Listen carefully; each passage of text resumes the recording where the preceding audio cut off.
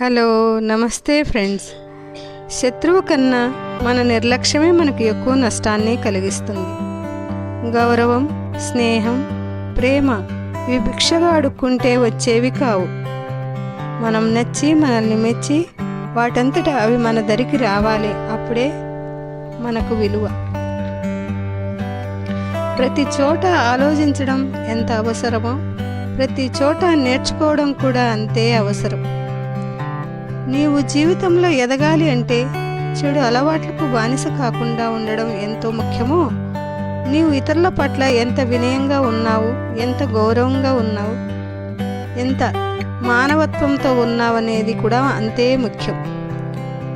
స్వీకరించిన పొరపాటు కూడా ఒక విజయానికి సంకేతం. ఆలోచించే మనిషికి ఆవేశం ఉండదు. ముందు చూపు లేని వారికి ఆలోచన ఉండదు.